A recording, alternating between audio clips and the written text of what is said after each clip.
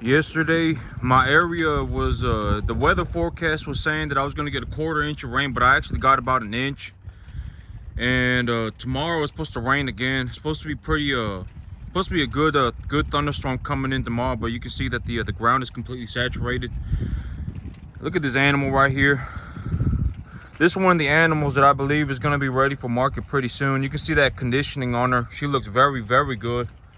This one, oh, it's actually hard for me to tell when these animals start getting larger. You know, a good way to think about this is that when the animals are about 200 pounds, if they put 100 pounds on, they get about 50% larger, right? They're about 50% larger. But if they're 700 pounds and they put on 100 pounds, it's hard to tell the difference. I mean, it's hard to tell the difference between which is the largest calves. Like, I know that this one right here is a large one.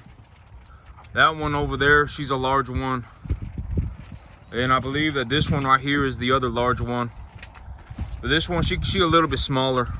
Now that I see her without, so this is what she looks like when she's not bloating. I actually think that this is my calf that keeps bloating, the animal that keeps bloating. I think that this is her right here. So this is what she should look like when she's not bloating. And so she's actually not that fat. She's not severely fat as she is. She was severely bloating was what was happening. And so that's what I mean. I got to keep these animals off the grass, because if I leave them on the grass 24/7, I don't want them walking around with that massive bloat problem all the time. That's not good for them. And so, you know, the way that I do things is that, you know, I do things the way that I do them because they make the most sense to me. I need to be able to keep the animals off the grass. If I have 10 acres of grass and I only have 20 animals, the 20 animals realistically will only eat about 2 acres of grass. 1 acre of grass will feed about 10 calves. Up until they're about 700-800 pounds, 1 acre will feed about 10 animals. And so if I have 9 acres of grass, 8 acres of grass, that's enough grass to feed about 80 animals, 90 animals. If I only have 20 animals on that grass, they are going to eat until they die, legitimately, and the grass will just keep growing. Every time it rains like this, so if I get about 1 inch of rain, granted that the weather, the temperature is somewhere around 55 to 70 degrees like it is right now. Granted that the temperature is somewhere in somewhere in that range, and granted that the fertilizer has been applied correctly, the grass will grow about 3 inches for every rain it gets. That's just an idea. That's more of a concept to give people so that they understand what happens when a field that has been properly maintained gets water. My grass will legitimately grow uniformly across the whole field, about you know, several inches. And so, like, when it rains like this, if I got an inch of rain yesterday and then I get another inch of rain tomorrow, my grass will be growing so fast. It will be growing so ballistically fast that, I mean, probably even 100 calves won't be able to eat it. And so, and this grass, so, you know, I really need to feed as much grass as possible, because the grass is what makes me the money. Me, I'm a grass grower. I grow grass and the cattle harvest it for me. And the grass, the thing about the grass is that you know, I know I've said this repeatedly, and I say these things because they are true, and they were true then and they are true now. But the grass needs to be harvested at a certain stage of development. If the grass, it's a very, very, very multi-dimensional situation. If grass, okay, and I mean, it goes so far as to the minute things like, oh my God, you know, if the grass has grass seeds on it, and like, let's say that the grass that I'm growing has a particularly hard seed. Some grasses have a softer seed, some grasses have a harder seed. And let's say I have calves that are still developing their teeth. If they are still developing their teeth and they are walking around eating grass that has a hard seed coat on it, the hard seed coat could actually cut their mouth and give them a mouth infection. And it goes, I mean, there are a lot of things that could potentially happen. The best time to feed grass is when the grass is in a middle to late vegetative growth development, and the grass needs to be fertilized properly. If the grass is not fertilized properly, what will happen? Okay, so what will happen in the long run if grass is not fertilized properly is that, let's say I have cattle on a field, right? Cattle, they'll be walking around the field, they'll be eating.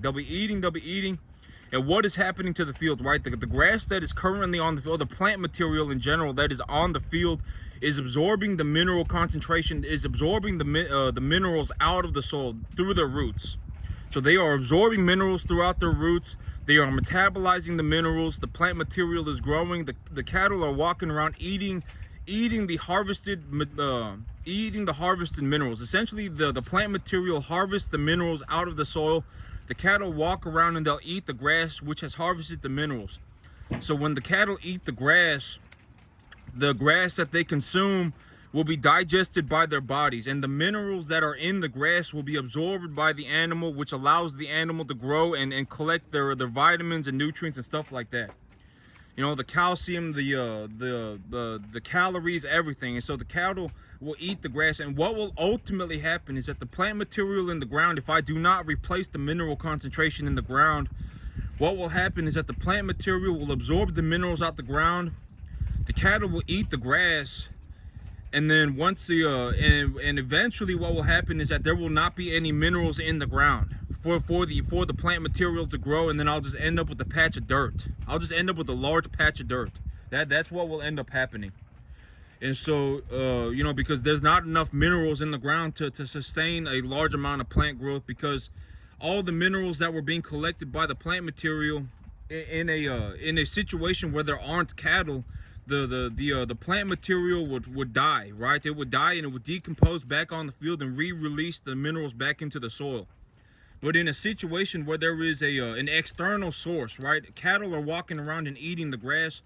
The grass, the plant material is harvesting the minerals. The cattle are eating the grass, and they are storing the minerals in their body. It's not a one-to-one trade. It's not like a food goes into the cattle, you know, and it comes out the other end the exact same way, right? It doesn't come out the other end the exact same way. It does not come out the other end richer in minerals. The stuff that comes out the animal's body is the excrement. It's the stuff that's left over after the animal has digested all of the minerals and stuff that the digestive tract can digest. It's all the stuff that's left over. And so it's like, you know, if the cattle eat some plant material, maybe what comes out the other end, just a way to think about this, I'm not sure if this is the exact number, maybe it's got about 25%, maybe 10% of what the cattle ate. And so what comes out the other end is not some magical thing, right? It's not like some magical thing that causes plants to grow everywhere. That's just not how things work. And a good way to think about this is energy, right? Energy cannot be created nor destroyed. That's the same way. It's a good way to think about it, because energy is actually calories are energy, right? And when the cattle eat the grass, they are absorbing energy. They are absorbing calories, and when they absorb the calories, granted that they have other things like vitamins and minerals, etc., they will grow. And when they grow, they are absorbing the energy out of their food. And when it comes out the other end, it's essentially a depleted energy product. It's a product that is depleted of energy. There's a lot of bacteria in it, etc.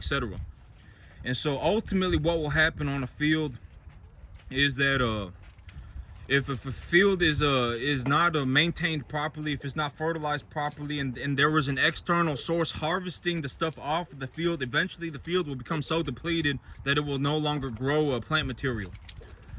And so, or it will grow a very, very, very small amount of plant material.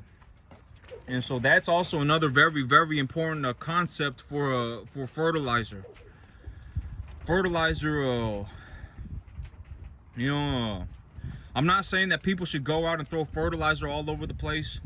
Fertilizer is one of those things that, well, it's very, I know, because when I look at my life, right, it's like I've been doing this for a very long time. I do it every single day. You know, this is like legitimately one day, a long time ago, I legitimately looked at myself and I said, the only thing I'm ever going to be is a farmer, right? Legitimately, that, I mean, 100%, the only thing that I could ever, you know, since I was a younger man, right? I mean, I'm still young. I mean, I'm still in my 30s. It's not like I'm some old fart. No, it's not like I'm some, it's not like I'm senile, right? You know, when I was younger, right? I mean, I looked at myself and I genuinely said, the only thing that I'm ever gonna do is farm. Legitimately, that's the only thing that I could see myself doing is farming. You know, I'm not gonna go and be some, you know, some fashion model, right? I'm not gonna go around and be some fashion model. I'm not gonna be some, I'm not gonna be an astronaut. I'm not gonna be nothing else. The only thing that I could ever have seen myself doing was farming, and I stuck to it for a very long time. And so, you know, when I look at my life now, today, when I see, I'm an observer, because these things the things that I so the best way for me to illustrate what goes on is that me, like, when I look, I look at my field, right? I observe, and the knowledge that is required for me to do what I need to do, it practically just you know, it appears in my mind because of the things that I have gone through over the last 15 years of my life. Like, it doesn't matter whether it's and the things that like, if I haven't gone through them and it's a new concept, it may show up in my life, and maybe you know, maybe I have a little bit of a difficulty with it, and then I move forward, and when I move forward, it now becomes it now becomes that memory in my mind. It becomes something that I'm able to draw up on in the future. That's how these things work out in my mind, because it's like, you know, I don't solve all of these problems at once, right? Like, you know, growing the crop, I didn't just magically solve all these problems at once. And a lot of these things that I say, also, it's important to note that a lot of these things that I say, a lot of these things that I know, that they're not something that I came up with on my own. And it's very dangerous. A lot of people, it's very dangerous to be somebody who relies solely on the things that they know. They don't read any books. They don't read, they don't, you know, they don't go looking for knowledge. It's very dangerous. I mean, you're probably not going to be able to get very far if you're not looking for knowledge nowadays. It may probably even in the past, because a lot of these things that I know, you know, it's like, why do I know them? Well, I experienced them in the past, and I also, you know, read a lot about them. I read a lot of books, and I know that these books, they may not be like your average book, but like if I go on Google scholar.google.com, I can actually look up published scientific papers on whatever I want to read about.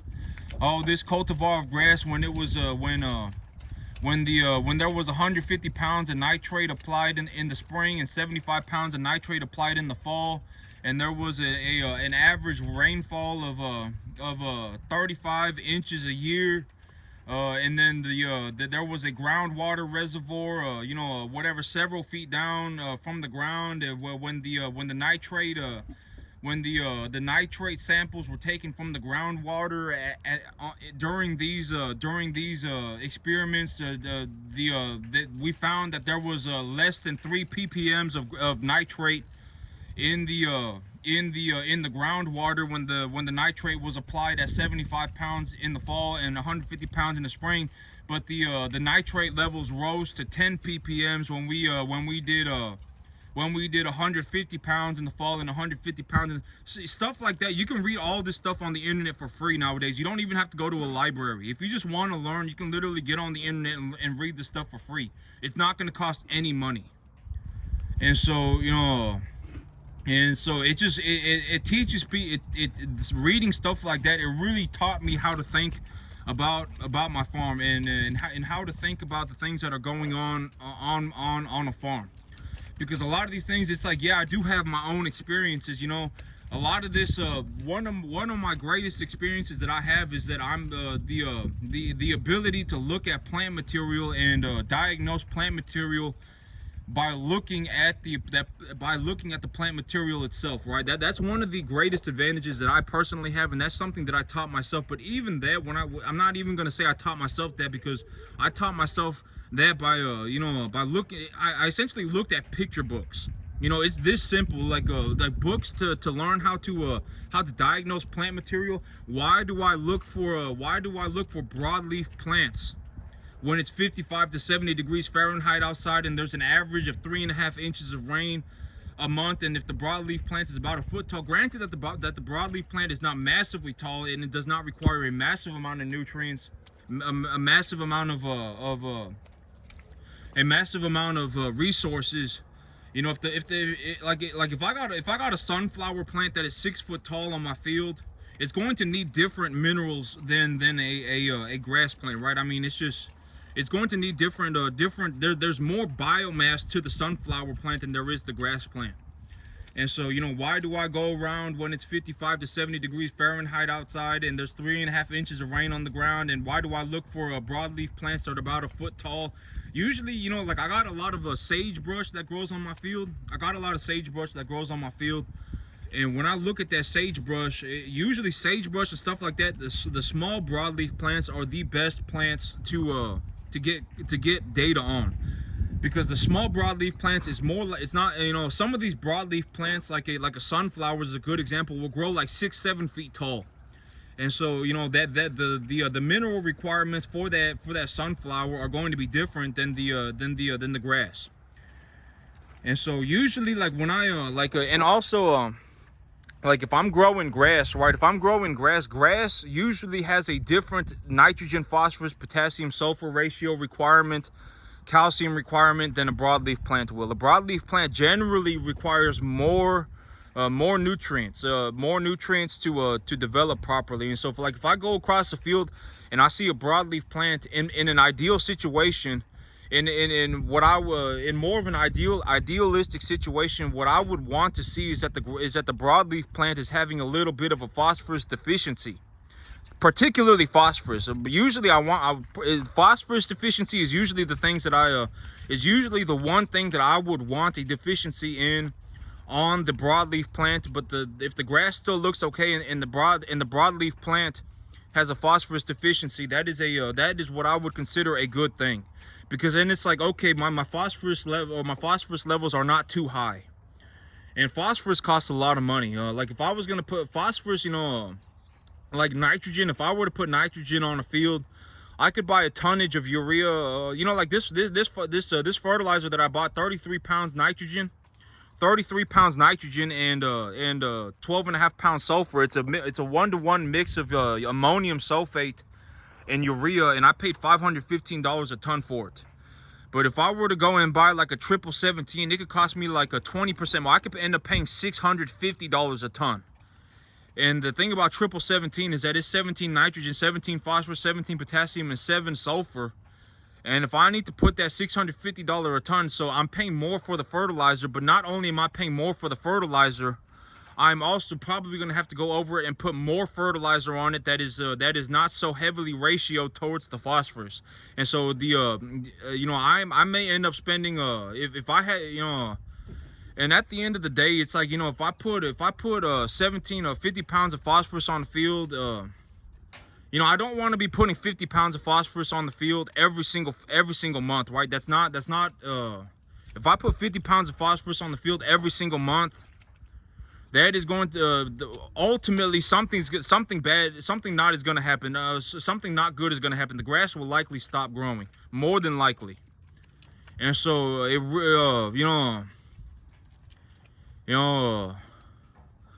and so fertilizer, you know, these things that, you know, I go through on a daily basis, it's very if I do not demonstrate what happens on a daily basis, I cannot really teach anybody. It's like, why do people go to school every single day, right? For 8 hours a day. It's so that they can learn properly.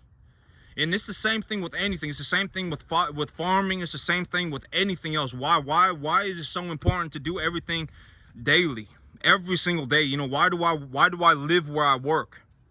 It's so that I can do things every single day, right?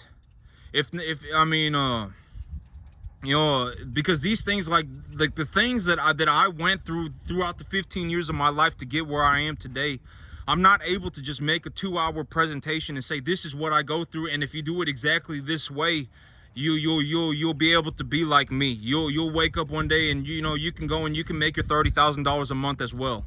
If that's, there's nothing that I can say or do that's going to because the way that I look at it, me, I'm an observer. I look at what's going on, and my experiences the things that I went through in the past, they reveal themselves to me in my mind. And they say, oh, this is probably the best course of action. Okay, so I got an inch of rain.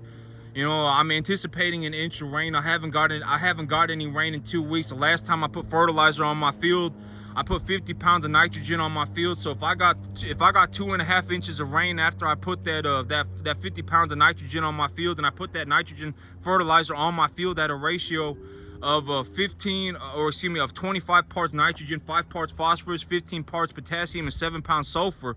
If I put fertilizer on my field on those ratios at 50 pounds of nitrogen per acre, and I got 2.5 inches of rain, and for 2 weeks it didn't rain, and now this weekend I think I'm gonna get 1 inch of rain, and I probably won't get another inch of rain for another maybe 2 to 3 weeks. What should I do to my field now that will return me if I put $150 into my field right now, do I think I can put a little bit more fertilizer on my grass that will not damage my environment while also grow the grass, right? I mean, that is realistically what I go through in my head, and to think like this, it takes a lot of experience. I mean, you're gonna have to do this for a long time.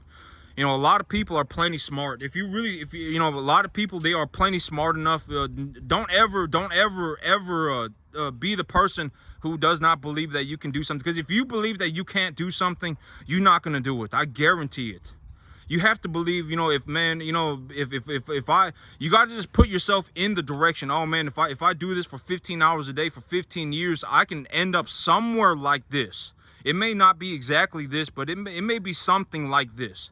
And something like this, let's say like me, let's say I make, whatever, 20, it was probably closer to about $32,000, even if you don't get to make $30,000 a month, maybe you make 20,000, right? I mean, it's not really going to matter, right? The money, it does not matter that you exactly end up here. You don't need to be making $30,000 a month. Let's say you are 1/3 less talented, right? Let's say you put in 100% of the hard work, but you're 1/3 less talented. You put in all the effort, 100%. You put in all the work, but you're 1/3 less talented. And let's say you make $20,000 a month instead of $30,000, right?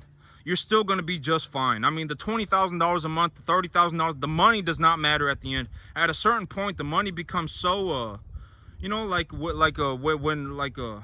the money becomes so extreme, it does not really even matter at that point. I'm not going to say it does not matter, because money matters. Money matters a lot. The things that I say, my mind will hear. Everything that I say is, my mind will hear it. I'm the one saying it, my mind will hear it. Money is very important. Money is very important. If you don't believe me, try going broke. Try being somebody who is trying to scrape every dollar out of their bank account every month. Try and be that person. Chances are you're not going to be happy. And so, a lot of people, they end up being very resentful because they don't make enough money. Oh man, I don't like this guy because he make too much money. Oh man, I don't, people, a lot of the reasons why do I have these boundaries for myself, right? It's like me, it's not like I'm not, why do I set these things? Why do I set these boundaries for myself, right? Why do I have these boundaries for myself? It's not like I'm unwilling to help people. I always tell people I'm always willing to help people. But if they expect my help, I expect their help, right? I mean, if they really want my help, they can pay me my fee. They can pay me $5,000 a day, and I'll help them all they want, because if they expect my help, I expect their help. And here's the thing: is that me, if I sit here on my farm, right, and I make about $400 a day. If I make about $500 a day, why would I leave my farm, right? And at the end of the day, the reason that I make money is because I feed people. And so why would I leave my farm? And a lot of people, their big plan, usually when the water starts boiling, the crab pot syndrome kicks in for a lot of people. The crab pot syndrome kicks in, and they go, oh man, I'm gonna latch onto this guy as hard as I can, because, you know, the water's boiling, I'm stuck in it, and, you know, they're not actually looking to get out of the pot. They're not looking to get out of the pot. They are looking to latch on to the one that is out of the pot. And so, you know, I always say, if people expect my help, I expect their help as well. And it doesn't have to always be money, right? Like, I'm a very reasonable man. If I showed up and someone said, here are five of my finest steers, you can have 5 of my finest steers, I would take that as payment. If they gave me a box of silver coins, I would take that as payment. I mean, it doesn't have to be money. If they gave me equitable gains if they gave me equity in their business, I would take that as payment. Well, mostly, I mean, unless it's like, oh my God, this person's really gonna try and crap pot the crap out of me. You know, because sometimes people don't want your help. They want you to sit there and hold their hand. And, you know, in terms of free help, this is about as good as it gets. Because there isn't any way for me to really help, quote unquote, help people.